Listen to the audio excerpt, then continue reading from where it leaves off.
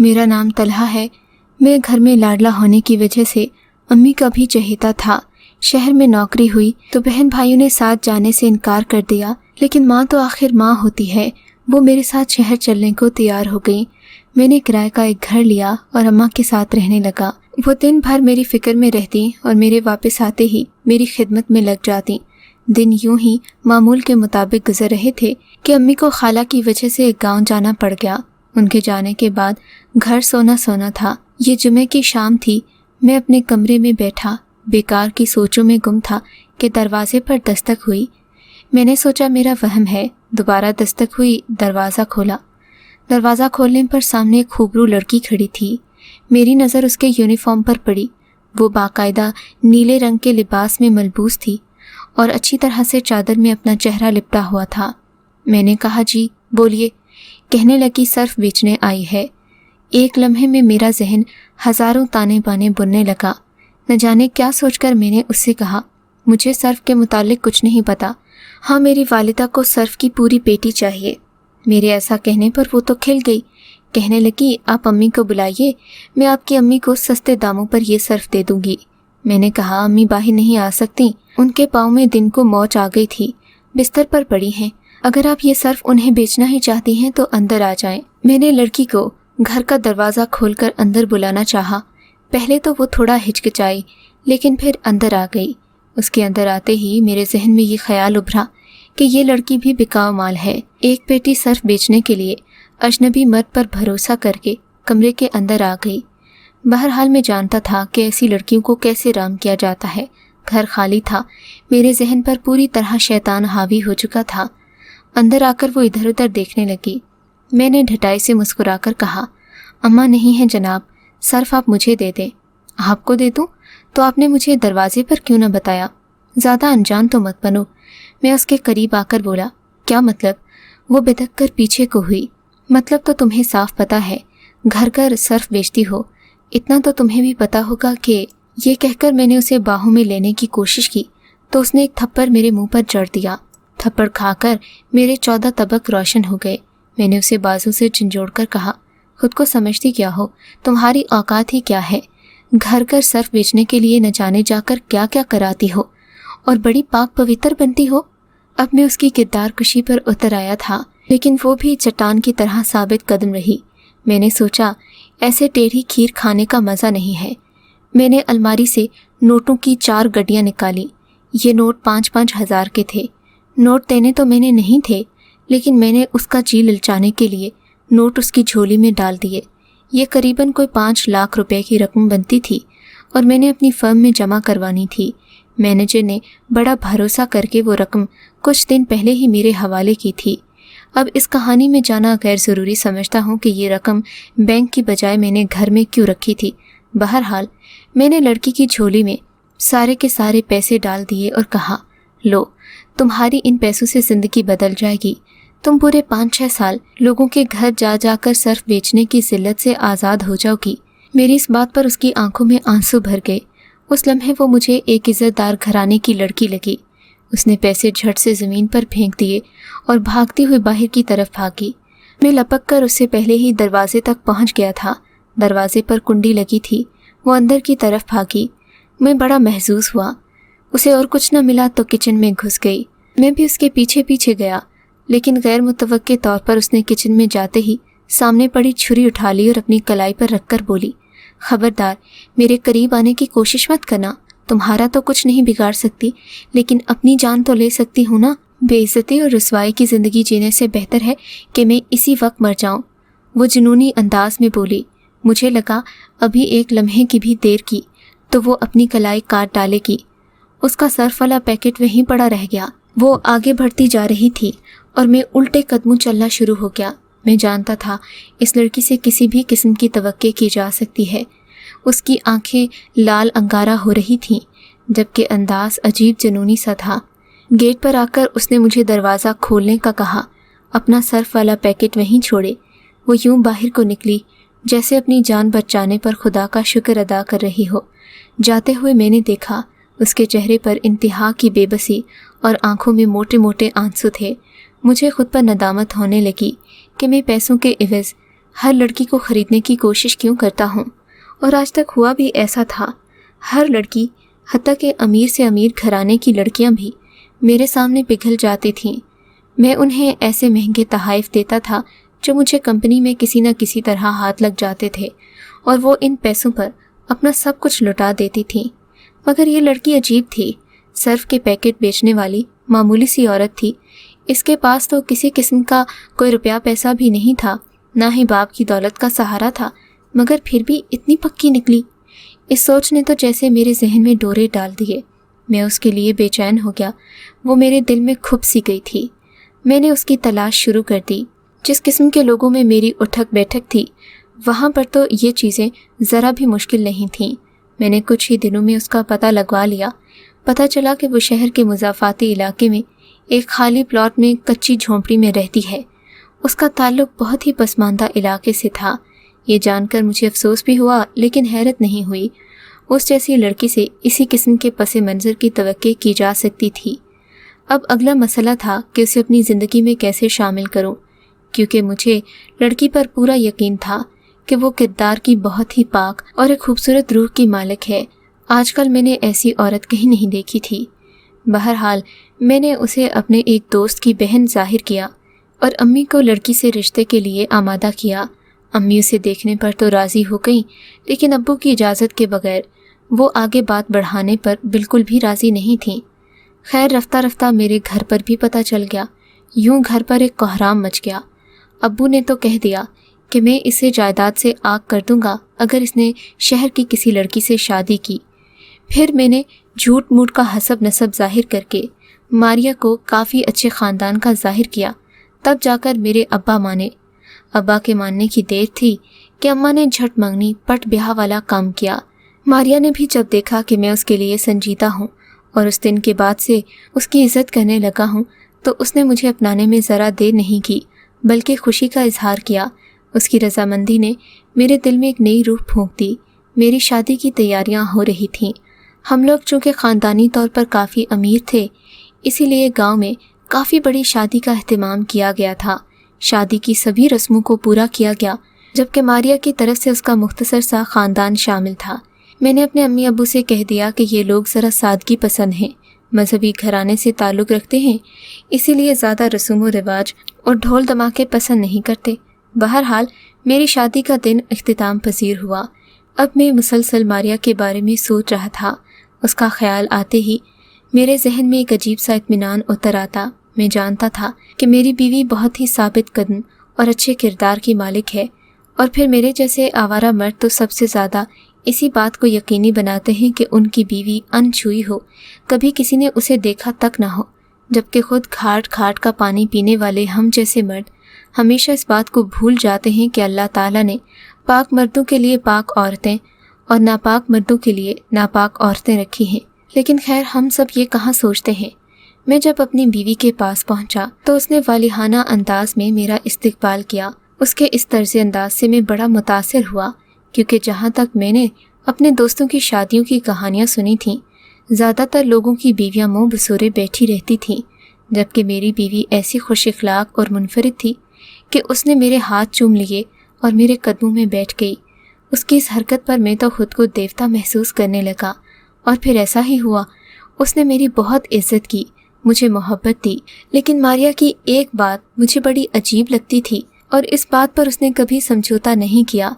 उसकी कमर और पेट पर हमेशा 3-3, 4-4 नाड़े बंधे होते, जिन्हें देखकर मुझे सख्त हैरत और उलझन होती कि आखिर इस सब का क्या मकसद है। मेरे कहने पर वो हंसकर कहती कि ये मियाँ बीवी में मोहब्बत की डोर है, हमारे ख़ानदान वाले भी ऐसा ही करते हैं। मेरी दादी ने ये डोरियाँ मुझे फूंक कर दी हैं, मैं इन्हें कभी नहीं उतारूंगी। मैं उसकी मोहब्बत समझकर खामोश हो जाता कि वो मुझसे जुदा होने से कितना डरती है और हर वक्त खुद को तकलीफ़ में रखती है। मेरे लिए यही बहुत था कि मारिया मेरी है। बहरहाल दिन गुजरते जा रहे थे। खुशियों भरे 3 महीने कैसे गुजर गए पता ही नहीं चला। उस दिन हम लोग गांव जाने की तैयारियां कर रहे थे कि अचानक ही मारिया की तबीयत ख़राब हो गई। अम्मी ने देखा तो समझ गई कि मामला खुशखबरी का है। इन्होंने घर जाने का इरादा मुलतवी कर दिया और मोहल्ले से ही एक दाई को बुला लाई। ये दाई अम्मी की नई नई सहेली बनी थी। अम्मी को मैंने लाख मना किया कि हम मारिया को डॉक्टर के पास ले चलते हैं, दाइयों पर मुझे भरोसा नहीं है। लेकिन अम्मी कह रही थी, आजकल के डॉक्टर बिला वजह ज़रूरत ना भी हो तो ऑपरेशन का कहते हैं, ऐसी दवाएं देते हैं कि प्रेगनेंसी खतरे में बढ़ जाती है। खैर, अम्मी की बातें मेरी समझ से बाहर थीं, लेकिन उनका हुक्म भी सर आंखों पर था। दूसरी तरफ मुझे दाया जैसी औरतों से शदीद चिढ़ थी। मेरा मानना था कि इनकी वजह से और पेचीदियाँ पैदा होती हैं। सो उस दिन मैं भी घर पर रुक गया, क्योंकि मैं नहीं चाहता था कि मेरी गैर मौजूदगी में दाई साहिबा मारिया को कोई ऐसी चीज़ खिला दें कि बाद में मसला बन जाए। मैं वहीं पर खड़ा था। दाई माँ मारिया को टटोलने लगी।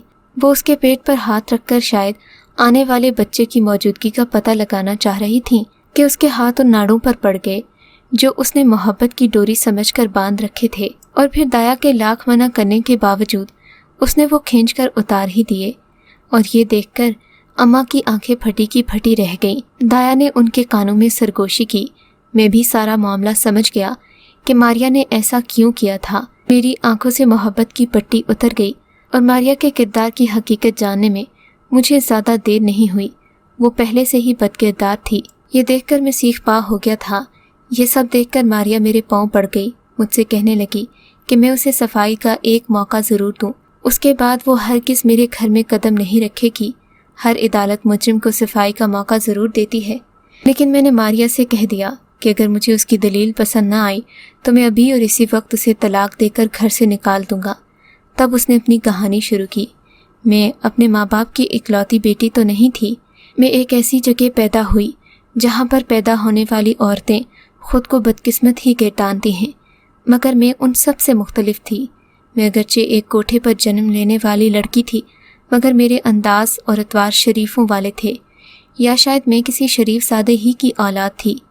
लेकिन मुझे ये समझने में देर नहीं लगी कि ये लोग मुझे अपने रंग में ढालना चाहते हैं, मगर मैं हरगिज़ अपनी इज्जत बेचने पर तैयार न हुई। मुझे यहाँ मार पड़ने लगी। इस माहौल में ढालने की कोशिशें तेज़ होने लगीं कि एक दिन मैं वहाँ से भाग गई। वहाँ से भागना मेरे लिए किसी अजाब से कम नहीं था। मेरी जान भी जा सकती थी, मगर अपनी इज्जत के लिए इतना सा ख़तरा मोल लेना मेरे लिए ज़्यादा भारी नुकसान नहीं था। वहाँ से भागकर मैंने एक औरत के घर में पनाह ली। वो औरत बड़ी ही करख दिल की मालिक थी, मगर मैंने रफ्ता रफ्ता उसकी खिदमत करके उसे राम कर लिया। दिन वक्त उसके पाँव में पड़ी रहती। उसे भी मुफ्त की नौकरानी मिल गई थी। उसने मुझे जल्द ही कबूल कर लिया, क्योंकि मैं चूं चरा नहीं करती। जो वो कहती आराम से कर लेती। इस घर में उसका एक बेटा भी रहता था। बेटे को न जाने क्या बीमारी थी कि हर वक्त उसके मुंह से लाल टपकती रहती और अपने कमरे में बेसुध पड़ा रहता। बूढ़ी अम्मा के पास अलबत्ता उसका अपना घर था, जिसकी वजह से उसका खर्चा चल रहा था। महीने की 15-20 हज़ार रकम आ जाती और किराए की मद में से मिलने वाली इस रकम से उसके घर का खर्चा चलता। मुझे यहाँ आए हुए 6 महीने ही हुए थे कि एक दिन बुढ़िया ने मुझे कहा वो मुझे अपनी बहू बनाना चाहती है। अगरचे मेरे लिए ये बात तकलीफ़ दे थी कि एक पागल इंसान जिसके मुंह से राल टपकती है, उसका जहनी तवाज़ुन ठीक नहीं है, मैं उसकी बीवी बनने जा रही हूँ। लेकिन फिर ज़िंदगी के तल्ख़ हालात ने मुझे मजबूर कर दिया कि मैं उसके बेटे को कबूल कर लूँ। इसके अलावा कोई चारा नहीं था।